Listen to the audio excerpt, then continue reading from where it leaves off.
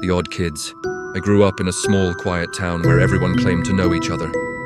But even as a kid, I knew something was off about the odd kids.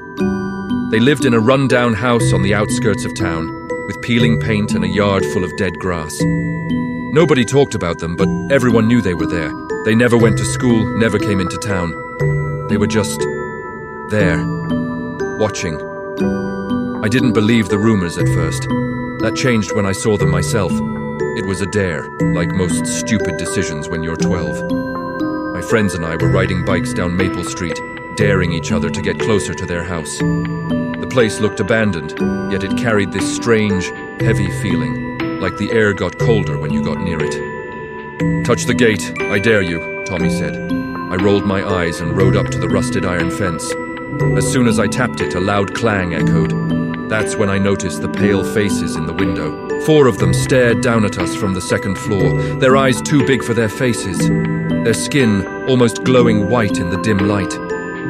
They didn't move or blink, just stared. My chest tightened as the smallest one lifted her hand and waved. It wasn't a friendly wave, it felt deliberate, like a warning. "Holy fudge," Tommy whispered. "Let's go." But I couldn't move. Something about those eyes held me in place until I finally tore myself away and pedaled home as fast as I could. That night, I couldn't stop thinking about them. Over dinner, I asked my mom, "Who are those kids in the house at the end of Maple Street?" Her fork froze midair. "You mean the odd kids?" she asked, her voice low. "Yeah, who are they?" She didn't answer right away. Instead, she shook her head. "They've been there a long time. Best to leave them alone." I wanted to push for more, but the way her face darkened told me it was better not to. A few weeks later, my curiosity got the better of me. I snuck out one night with a flashlight and crept to their house. The yard was worse up close. Dead grass, the smell of rust in the air, and windows that seemed to watch me. I made it to the porch, my heart pounding. Before I could knock, the door creaked open just enough to reveal one of them. "You shouldn't be here," she said, her voice soft but icy. "I just wanted to see if you're okay," I blurted.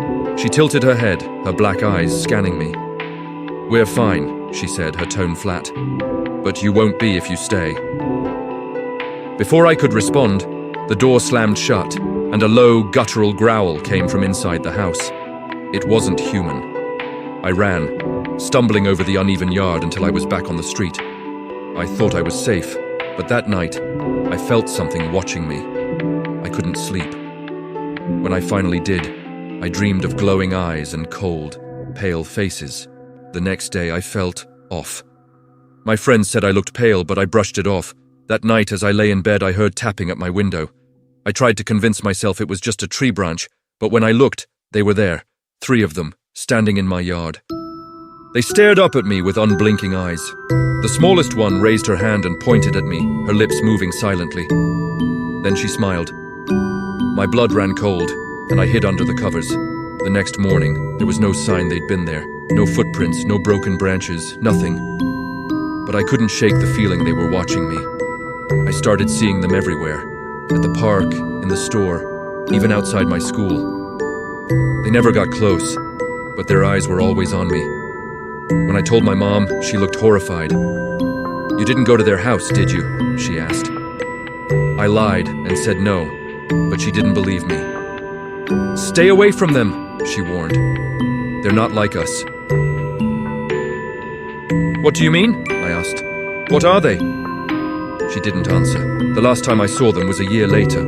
I was walking home late at night, cutting through the woods to save time.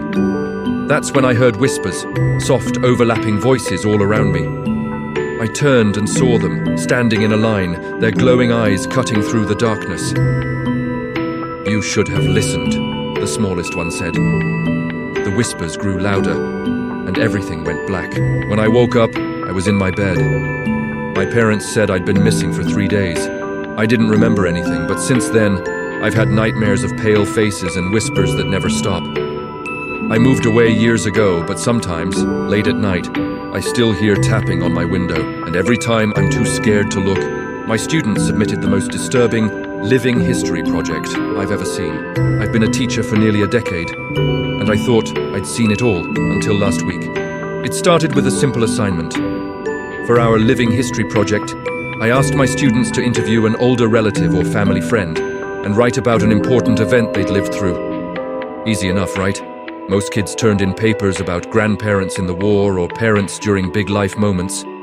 But then there was Logan. Quiet, polite Logan, who always sat in the back and barely spoke a word. Logan's project came in a sealed manila envelope. No title, no hints, just my name scrawled on the front. I opened it during my lunch break, expecting the usual, a typed essay, maybe a few photos. Instead, I found a handwritten story. Pages of cramped, messy writing that filled me with an immediate sense of unease. It wasn't the words at first, it was the tone, dark and urgent. I told myself to keep reading, that it was just a kid's imagination. But what I read shook me. The story started innocently enough. Logan had interviewed his great-uncle, a man named Ed, who had lived in the same town his whole life. According to Logan, Ed wasn't just any relative, he was the family's black sheep. Logan described him as strange, reclusive, and a little off, but harmless. That changed when Ed started talking about the day it came. I froze when I read those words, the way they were underlined twice, like a warning. I thought it was just dramatics, but the story spiraled quickly. According to Ed, it started in the woods behind the house. He'd been a teenager, out late with friends, when they heard a sound, like a low hum that made their bones vibrate. The air smelled like ozone, and the trees seemed to bend toward the noise, as though drawn by something unseen. They ran, terrified, but Ed swore he saw it, a shadow in the trees, darker than the night itself. He said it followed him home, though he never explained how or why. That was just the beginning. The story got worse. Logan wrote how Ed described strange things happening in the house after that night. Doors slamming on their own, whispers in the middle of the night, family pets disappearing. Ed claimed his parents dismissed it all as superstition, but he knew the truth.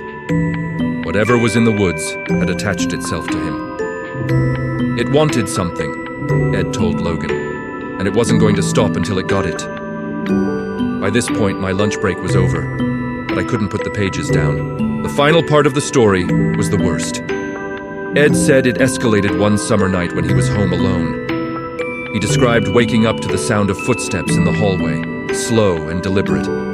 He called out, but no one answered. Then came the scratching, first at his bedroom door, then at the window. It was testing me, Ed had told Logan. He finally opened the door, thinking he'd confront whatever it was, but the hallway was empty. Then he looked down and saw the footprints. They were wet, as though something had crawled out of the lake behind the house. But what struck Ed the most wasn't the footprints. It was the fact that they led straight to his parents' bedroom, then stopped. When his parents came home the next morning, they found Ed curled up in the hallway, clutching a knife. He said he stayed there all night, watching, waiting. Whatever had come for him hadn't taken him that night. But Ed was certain it wasn't gone. He ended his story with a chilling line, "It's still waiting." I sat at my desk, staring at the pages. Part of me wanted to dismiss it as a creative writing exercise Logan had passed off as fact. But another part, the part that couldn't shake the cold dread in my stomach, wondered if there was more to it. I called Logan up after class and asked him about the story. His face went pale, and he said, "It's all true. My uncle still won't go near the woods. He says it's watching him even now." I didn't know what to say. That night, I couldn't stop thinking about the project. I even considered calling Logan's parents to make sure everything was okay. But something stopped me. What if it wasn't just a story?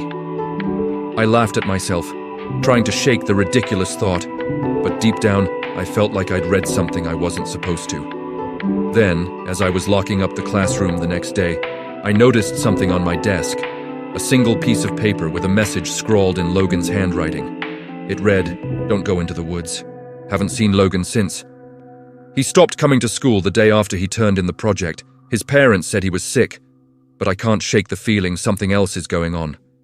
The woods behind his house, behind our town, feel darker now, heavier. I've started noticing small things, whispers when I'm alone, doors creaking when there's no breeze. I don't know what's real anymore. But every night, I double-check my locks, and I keep the lights on. Because whatever Ed faced, I think it's coming for me next. Mr. Moogy was imaginary, he had to be. It started when I was 5 years old.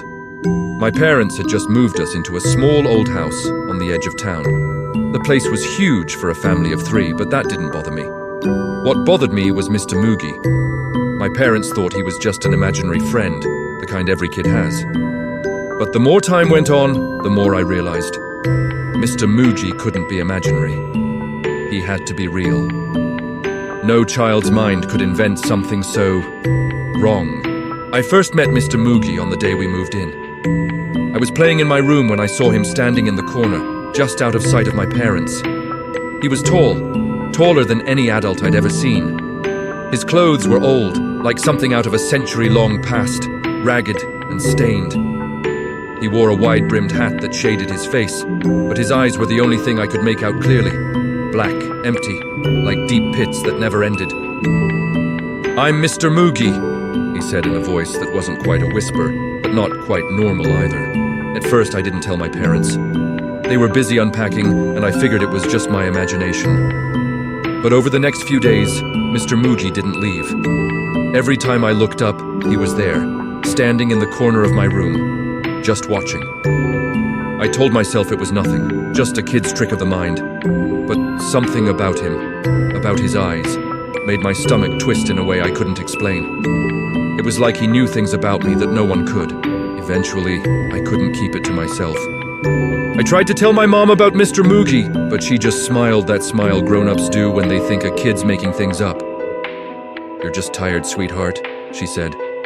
"Imaginary friends are normal. Everyone has them." I wanted to argue, but the truth was Mr. Moogy didn't feel imaginary. He felt real. And what scared me the most was that he seemed to know things he shouldn't. Things I hadn't told anyone, the worst part. Mr. Moogy didn't just stay in my room. Over time, he followed me everywhere. I'd catch glimpses of him in mirrors, behind the curtains, even in the shadows of the hallway. Every time I turned around, he was there. And every time, those empty black eyes were fixed on me, unwavering. One day, I decided to prove to myself he wasn't real. I ran into my parents' room, convinced that I'd find him gone if I stayed away long enough. But when I came back, there he was, sitting on my bed, waiting. I asked him once why he was following me. His answer chilled me to the bone. "Because you see me," he said, his voice barely audible. "You know I'm here." And then he laughed. It wasn't a sound I could place. It wasn't funny. It wasn't kind. It was just unsettling. I ran to my parents again, but when I told them about Mr. Moogy's laugh, their faces went pale. "Stop it," my mom said sharply. "Stop making up stories." But it wasn't a story. As the days passed, I grew more terrified of Mr. Moogy. I started sleeping with the lights on, hoping that would keep him away. But it didn't. I still heard him at night, his soft, shuffling steps, the faint sound of his breath, like someone trying to remain unnoticed. I started locking my door at night, but that didn't stop him either. He'd slip in through the cracks. Sometimes I could feel him sitting at the edge of my bed, his presence a cold, heavy weight. I didn't know what to do. I couldn't tell anyone. They'd never believe me. The worst part was that Mr. Moogy seemed to know I was getting scared. Every time I looked at him, his grin grew wider, more twisted. His eyes, those empty, black eyes, burned into me like he was feeding off my fear. One night, I heard a voice whispering my name from the corner of my room. I didn't dare look. "I'm real, you know," Mr. Moogy said softly. So close I could almost feel his breath on my neck. "I've always been real." That was when I realized something. Mr. Moogy wasn't just following me, he was hunting me. He wasn't just in my house, he was in my head. He was everywhere, and the more I tried to ignore him, the stronger he got. I couldn't escape him. The darkness in my room seemed to stretch and grow, always pulling me back toward him. And then one day, when I went to school, I realized I wasn't the only one who saw him. I found out that one of my classmates, an older girl named Emily, had been talking about her imaginary friend too. When I asked her about it, she looked at me like she was seeing a ghost. "You mean Mr. Moogy?" she whispered, He's real, isn't he? I don't know how, but somehow Emily knew him too. And that's when it hit me. Mr. Moogy wasn't just my imaginary friend. He was everyone's. He was never just in my house. He was in every corner of every room, waiting, watching. I haven't seen him in months now, but I can feel him. I know he's still there, watching me. It's like he's always waiting for the moment when I let my guard down. Sometimes, when I walk into a room, I'll catch a glimpse of someone in the corner of my eye, just standing there, out of reach. I don't have to look hard to know who it is. His eyes will be there, black and empty. I'll hear that chilling laugh again. And that's when I remember. Mr. Moogy never leaves. Not really. Follow for more.